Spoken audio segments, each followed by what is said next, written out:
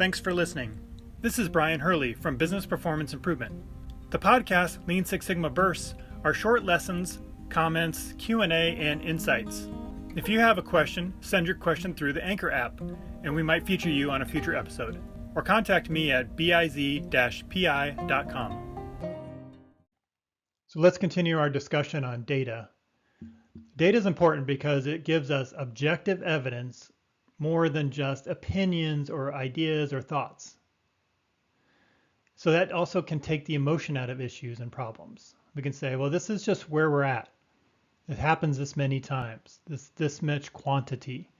We're getting measurements in this number.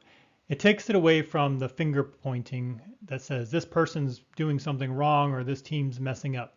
It shifts us to the data, and it's something that is very tangible that we can wrap our heads around. And it also can give us the insights and give us learning to help us understand why something is changing. Why is the data going up or down? And so we can tie it back to events and activities and things that are happening to say, what is causing this to fluctuate? And that will help us understand our process a little bit better. It can also be used to help us see progress on changes or lack of progress. I had one project that we made all these changes based on some analysis we did. We rolled out the change. We started looking at the data.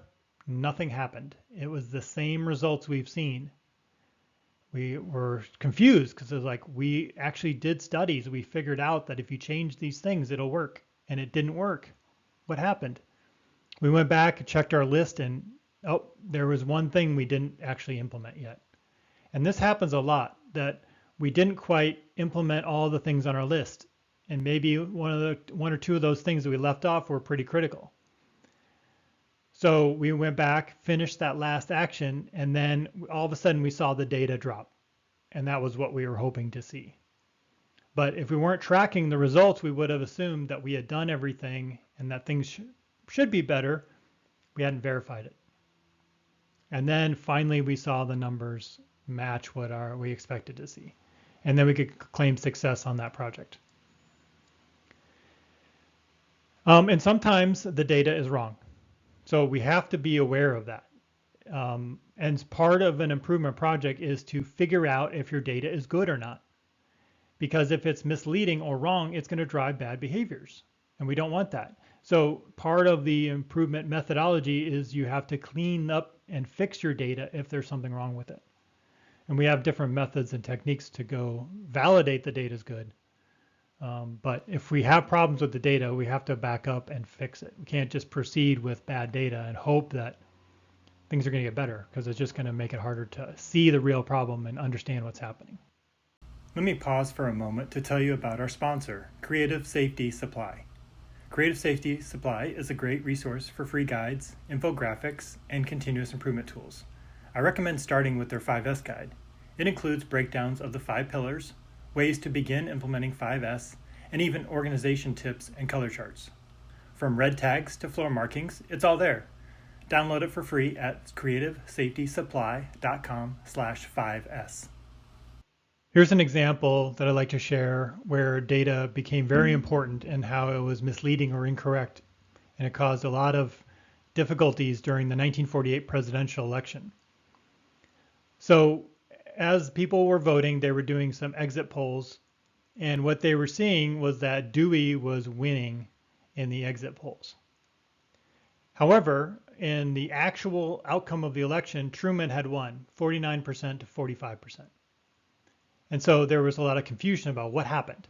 In fact, the Chicago Daily Tribune ran this article that says Dewey defeats Truman on the headlines of their paper the next morning.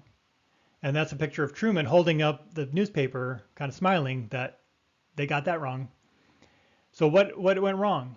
Well, when they did the vote tally, they figured out that the Tribune had determined that voters were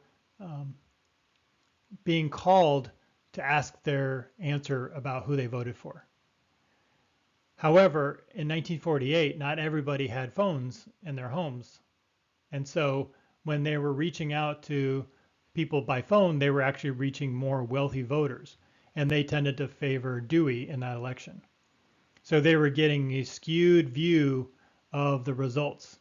So their sampling was not representative of the actual population of the voters. And so that's why they had misleading results. So it's very important that we have good methodology and techniques about how we collect data so that we get it correctly and we understand what it tells us and what it does not tell us. Whether you work in a manufacturing company, at a hospital, within a government agency, or volunteer at a nonprofit organization or NGO, continuous improvement is necessary and essential. For the past 25 years, I've been helping organizations implement Lean and Six Sigma methods into their culture. And I've compiled all this knowledge into the 7 best practices that are essential to any organization. If you sign up with your email, you will receive a link to the YouTube video, you will receive an audio podcast, and a summary document you can download. The video takes less than 30 minutes to listen to, and it will help you fully leverage the power of these methods and ensure your organization has a solid improvement culture and foundation. Go to biz-pi.com and look for the 7 Continuous Improvement Best Practices document.